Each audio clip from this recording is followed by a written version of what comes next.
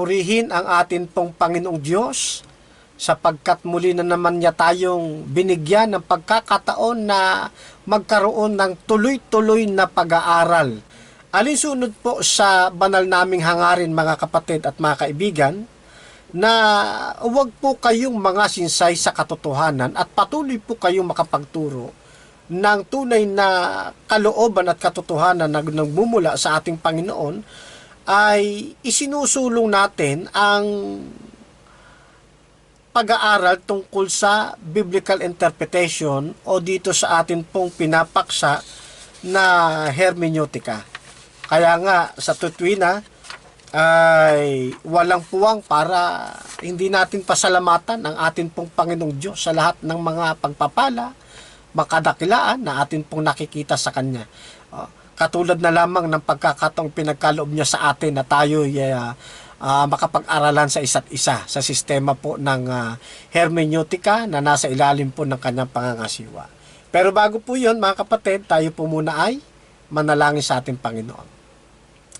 Salamat po, Amang Banal, sa pagkakataong ipinagkaloob ninyo na kami muling nagkadaopampalad sa impapawid upang patuloy na makapag-aralan sa isa't isa at makapagpalakasan, makapagbahaginan ng kaalaman. Umaasa po kami sa amin pong gagawing ito. Kayo po'y patuloy na mamamagitan, ang Santong Espiritu ay patuloy din naming makakasama upang kami wag malihis ng pag-aaral ng mga bagay na may kinalaman sa hermeneutika. Pagpalain po ang bawat isa sa pangalan po ng aming Panginoong Hesus. Amen. Ang ating pong tatalakayin ngayon ay ilang mga bagay doon sa ilalim ng proof texting o proof text o yung tinatawag nating dicta probanta. Sa ilalim po ng dicta probanta ay napakarami pong mga sangay na dapat po nating matutunan, na siya nating iisa-isahin sa bawat pag-aaral natin. Ano po? Ayan. At isa na po rito, mga kapatid, wag po ninyong kalilimutan na ang bawat pagsisipi natin, pagsisitas ng Biblia, ang tawag po dyan ay proof texting. Yan. Ang proof texting, ayon sa ating napag-aralan, ay parehong ginagamit ng dalawang school of thought, ang exegesis at ang eisegesis. Kaya depende na lamang kung anong school of thought ang iyong papanigan. Ano po? Okay. Sa pagkakataon pong ito, pag-aaralan natin ang ilan sa mga maling paggamit ng proof text o ng dicta probanta. Isa na rito, mga kapatid, yung tinatawag nating scripture twisting. Ang scripture twisting, mga kapatid, isang maling pamamaraan ng pagpo-proof text o pagsisipi o paggamit ng salita ng ating Panginoon. Ang proof texting, mga kapatid, na ginagawa nila dito ay itinutwist nila para masunod yung gusto nilang ibig sabihin o yung gusto nilang idea. Yan. Kaya nga, ang ating pag-aralan ay scripture twisting. Dito, mga kapatid, ay nakakalungkot na makita ang isang interpreter ng Biblia na gamit ang sistema ng scripture twisting. Ito'y isang maling paggamit ng banal na kasulatan. Ito po ay isang anyo ng tinatawag na lack of respect sa atin pong Panginoong Diyos. Dishonesty sa pag-aaral ng banal na kasulatan. Kung tayo po ay mayroong tamang delikadesa at nahihiya sa atin pong Panginoong Diyos, hindi tayo gagamit ng maruming pamamaraan ng pagsisipi ng Biblia sa kategorya ng scripture twisting. Sa scripture twisting, mga kapatid, meron po akong inilatag dito na 5 bahagi na siya po nating uutay-utayin sa atin pong pag-aaral. Ang number 1 sa scripture twisting na akin pong ilalatag ngayon ay yung tinatawag na the fallacy of using personal stories as evidence. Ulitin ko po, the fallacy of using personal stories as evidence. Ginagamit nila ito, mga kapatid, para suportahan yung kanilang paniniwala sa loob ng iglesia o yung kanilang turo sa pamamagitan ng kanilang mga personal na mga istorya sa buhay bilang katibayan di umano na sila ay nasa tamang pananampalataya. Ang tawag ko dito, mga kapatid, ay hocus-pocus techniques fallacy. Yan.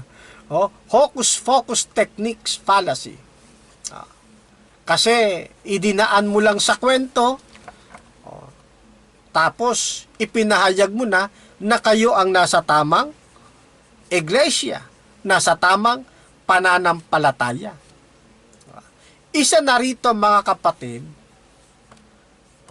ang samahang Jesus Miracle Crusade International Ministry o yung JMCIM, Jesus Miracle Crusade International Ministry, na pinamumunuan ng kapatid na Almeda. Meron po akong nakausap na magiting nilang mga ngaral, veterano nilang tagapagpahayag, si kapatid na Ronnie Sampuego. Ang kapatid na Ronnie Sampuego ay masigasig at batikang mga ngaral, tagapagsulong ng kanilang mga aral sa pinamumunuan ng kapatid na Almeda na nag-add friend po sa atin. Inaccept natin, pagkatapos ay nag-send siya roon ng mga istorya sa buhay na mga pinagaling. Kaya nga ang titulo ng kanilang samahan ay Jesus Miracle Crusade International Ministry. So, ang kanilang ipinangangalandakan dito, mga kapatid, ay yung mga milagro, yung mga miracles. Kaya panay ang send sa akin, nagkaroon kami ng pag-uusap doon sa personal ministry natin o personal message natin. At doon nakita natin na veterano ang kaibigan nating si Rolly Sampuego. Panay ang send niya. Kaya pag send niya, nagsisend din tayo ng mga aralin natin. At hanggang sa nagkakaroon kami ng conversation, pero medyo may katigasan. Pero ganun pa man, ipinapanalangin natin sa Panginoon. Yan.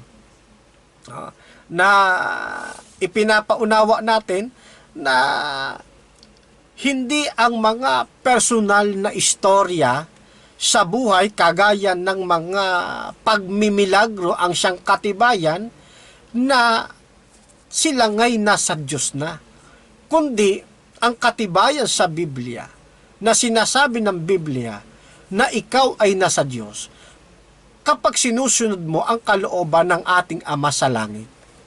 Kasi kahit anong pagmimilagro ang gawin natin at hindi natin sinusunod ang kanyang banal na kalooban, hindi rin tayo sasampa sa langit pagdating ng takdang panahon.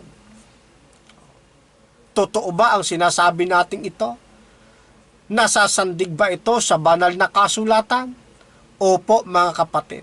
Tignan po ninyo't basahin muna natin ang Kapitulo 7 ng Aklat ni Mateo sa talatang 21.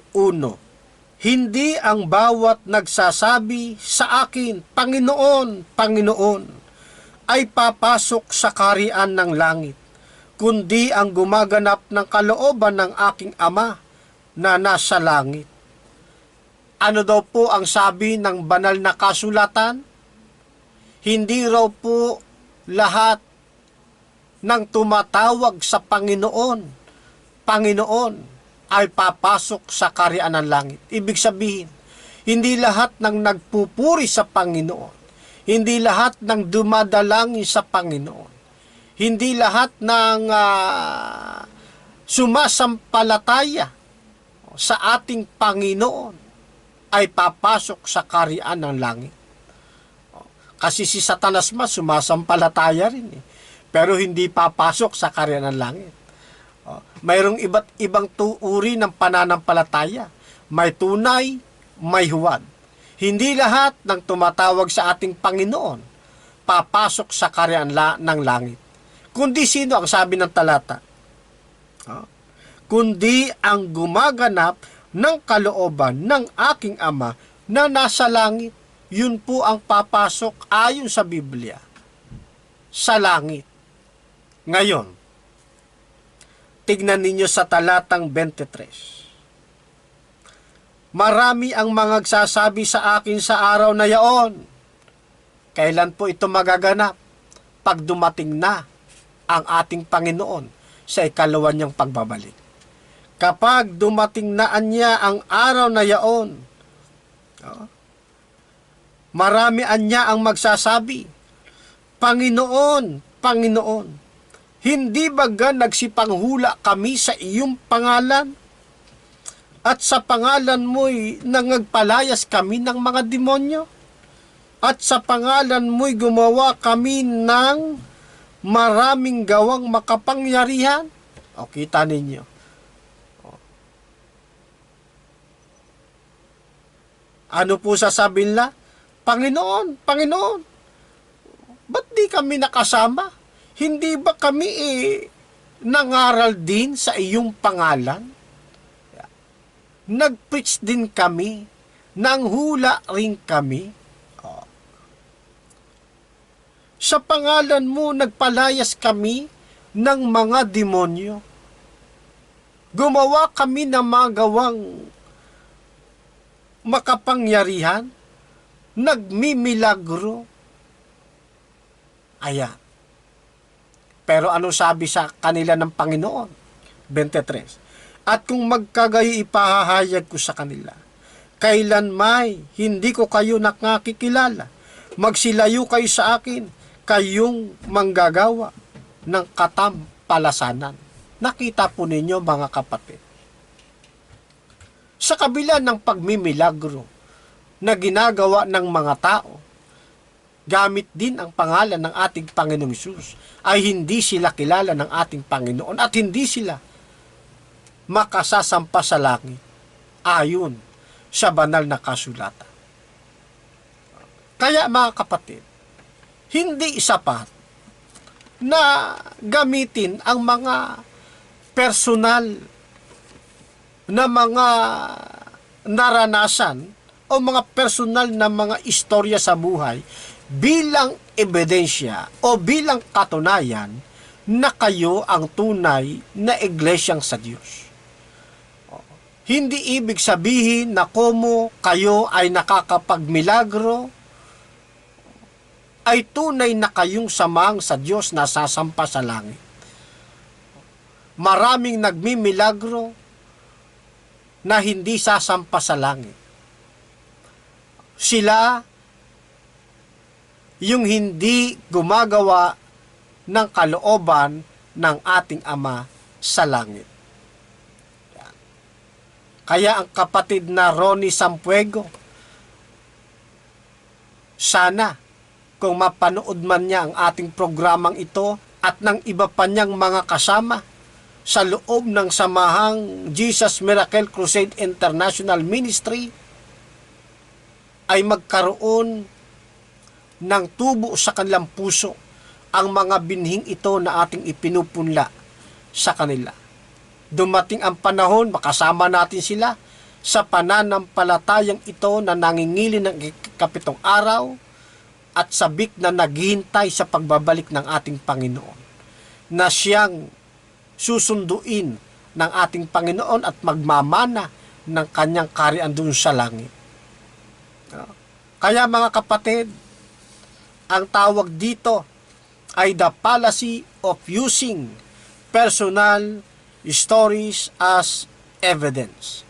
Isa po itong hocus-pocus techniques fallacy. Na kapag nagkaroon kayo ng mga ganitong pagkakataon na ma-encounter, alam nyo na ito ay hindi angkop sa pag-aaral at pagtuturo ng banal na kasulatan. Maraming mga istorya sa buhay na ginagamit ng mga tao bilang katibayan o ebidensya na sila'y sa Diyos. Pero lihis sa sinasabi ng banal na kasulatan. Kaya sabi nga sa atin mga kapatid, do not interpret Scripture in light of personal experience, but interpret experience in the light of Scripture. Yan. Ganyan po ang tama. Do not interpret Scripture in light of personal experience. Kundi ano dapat?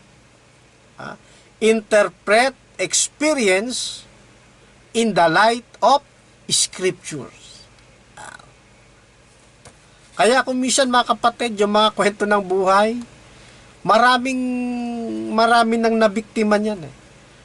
Marami na mga experiences ng iba't ibang mga tao, nagtayo na ng pananampalataya. Di ba?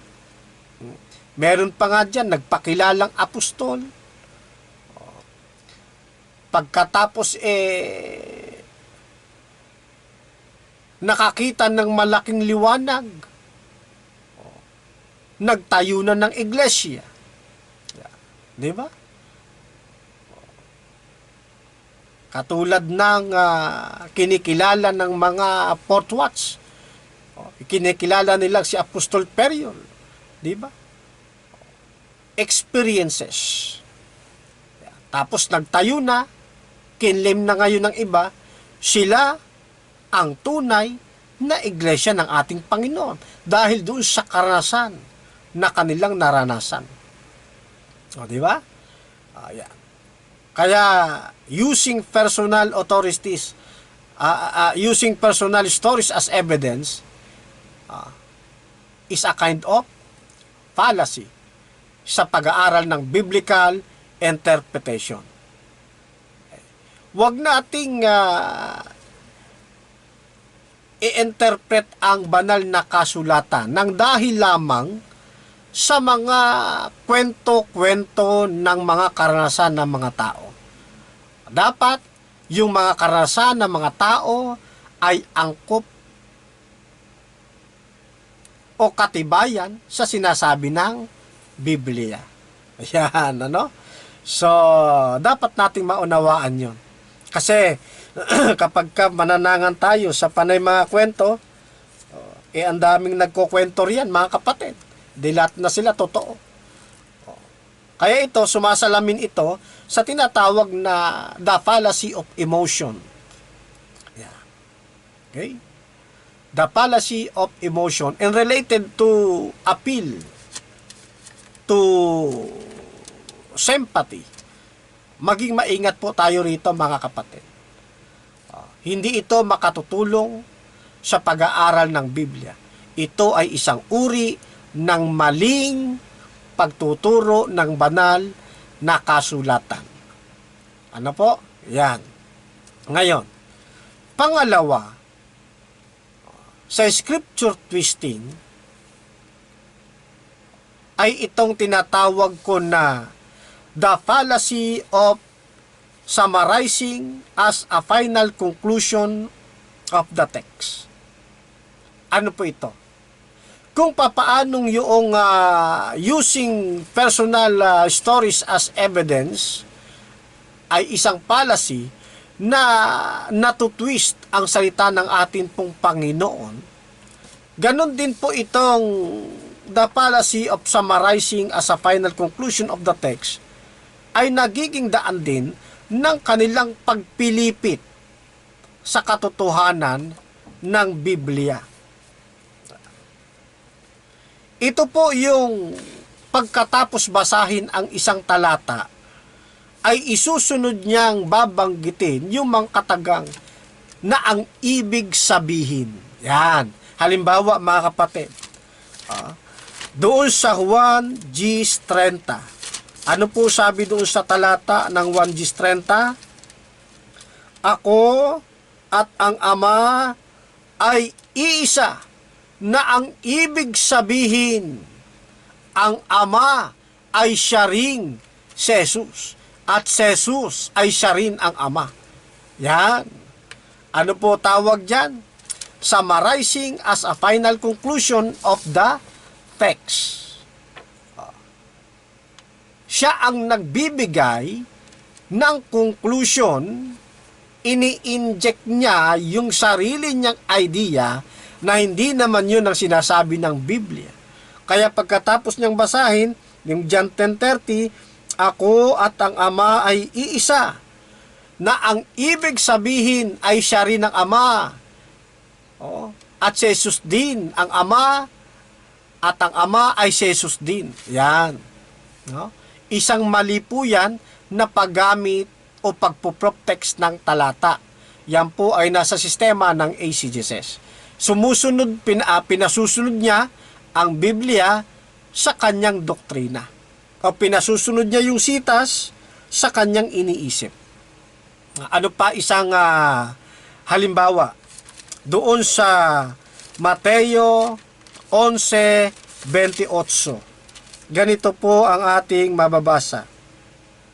Magsiparito sa akin kayong lahat na nangapapagal at nangabibigat ang luba, at kayo'y aking pagpapahingahin, na ang ibig sabihin, si Kristo ang ating Sabat. Ayan. So, pamimilipit ng salita ng Diyos. Hindi naman sinabi sa Biblia, sa talata na ating binasa, na si Kristo na ang Sabat. Pero yung kanyang conclusion, na ang ibig sabihin ay si Kristo na ang ating Sabat. Kaya hindi na natin dapat pang ikapangilin ang ikapitong araw ng sanglinggo. Yan. The fallacy of summarizing as a final conclusion of the text. Delikado po yun. Okay? So, maging maingat po kayo sa bagay na ito. Kung may encounter kayong ganito, alam nyong nasa mali siyang sistema ng pagtuturo ng Biblia. Ang tawag dito mga kapatid ay nasa ilalim ito ng pagan influence fallacy. Kapag sinabi pong pagan influence fallacy, ito po yung kung tawagin ay post hoc ergo propter hoc, o na mas kilala doon sa post hoc fallacy. Yan. Yung laging paglalagay sa dulo ng na ang ibig sabihin, parang yun na ngayon ang final authority, yung kanyang huling sinabi. Na po? Yan. Na kapag in-scrutinize nyo yung Biblia, hindi naman pala yun ang tinutukoy ng talata. Diba? Kaya lang, nagmukhang tama yung kanyang huling conclusion kasi bumasa siya nung talata. So, sa pamamagitan po niyan, ay natutwist ang mga talata ng banal na kasulatan. Ano po? Ayan. Kaya nga, sa mga ganitong pagkakataon, mapapansin ninyo kapag in-scrutinize natin, sinusuri nating maigi, pagkatapos matatanong natin sila, nagkukulap sila. nawawala eh. Di ba? O. Kasi, halimbawa, doon sa huli nating binasa, sa Matthew 11:28, magsiparito kayo sa akin, kayong lahat na nangapapagal, at nangabibigat ang luba, at kayo aking pagpapahingahin, na ang ibig sabihin, si Kristo na ang ating sabat. At dahil si Kristo na ang ating sabat, hindi na dapat ipangili ng kapitong araw ng sanglinggo. Yan. Di ba? Oh. Pamimilipit ng salita ng Diyos na hindi naman yun ang ibig sabihin. Hindi sinabi ng talata ng Mateo 11:28 na si Kristo na ang araw ng Sabat. Ang sabi lang po doon, tayo'y bibigyan ng kapahingahan. Yan. At yung kapahingahang binabanggit dito ay hindi po Sabat. Marami nagkamali dito dahil doon sa pamimilipit ng mga ngaral eh. Akala nila yung kapahingahan dito ay Sabat. Pero ang kapahingahan palang binabanggit dito, mga kapatid, ay yung anapausin. Ano ba yung anapausin? Yan spiritual rest. Di ho ba? Kailanman ang Mateo 11:28 ay hindi naging Sabat. Tandaan ninyo mga kapatid, hindi lahat ng kapahingahan ay tinatawag na Sabat. Pero lahat ng Sabat, kapahingahan yon. Pero hindi lahat ng kapahingahan tinatawag na Sabat. Katulad ito, ang talatang ito, hindi Sabat ito. Kaya nga hindi nila i-translate na Sabat, kundi kapahingahan, rest. Di ba? Yan, dapat nating maunawaan. Kasi kapag sinabing Sabat, maglalaro ngayon yan sa tekstong Grego na Sabaton o kaya Sabatismus. Dito ang ginamit anapausin, hindi naman Sabaton, hindi rin Sabatismus. Hindi araw ng Sabat yan, kundi kapahingahan yan ng ating mga kaluluwa. Ito yung tinatanggap ng tao kapag lumapit kay Kristo. Anumang problema ngayon, dahil na kay Kristo siya, anumang suliranin na dumating sa kanya, panatag pa rin siya. Bakit? May kapanatagan sa kanyang kalooban. Binigyan kasi siya ng kapahingahan ng ating Panginoon. Yan. So kaya kapag na-scrutinize natin, lalo na kapag question-nan natin, ay hindi napapasa mga kapatid. Dito pa lang sa tinatawag nating prima facie evidence, bagsak na sila mga kapatid. Di ba?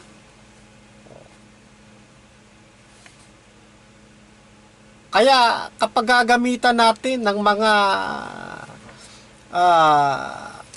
ng pag-aaral ng hermeneutika, bagsak ito mga kapatid. Kaya nga doon pa lang, sa pag-arangkada pa lang niya sa prima facie evidence pa lang nahuli na natin siya.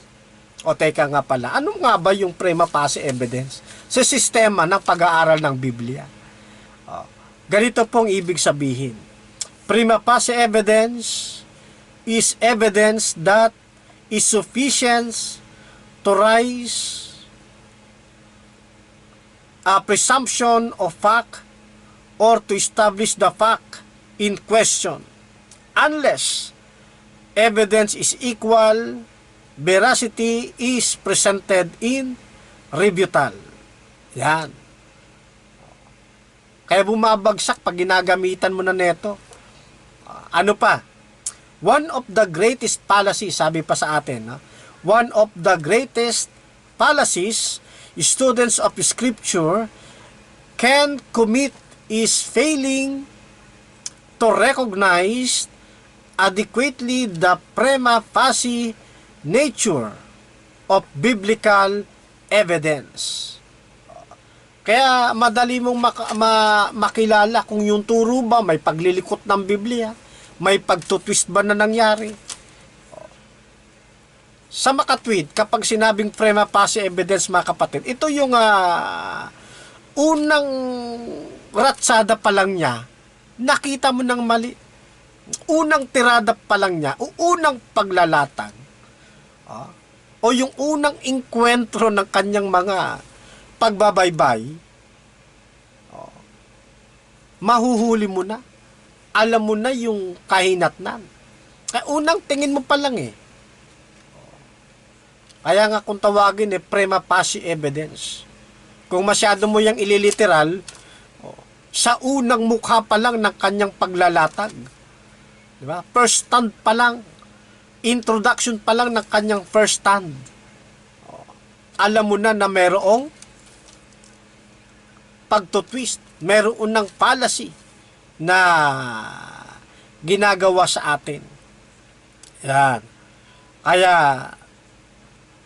magiging maingat tayo, mga kapatid.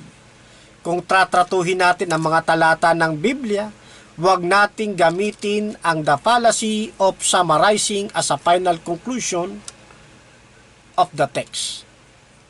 Hayaan nating ang banal na kasulatan ang magsabi ng kahulugan ng mga talata sa kanyang sarili. Yan po yung ating pangalawa.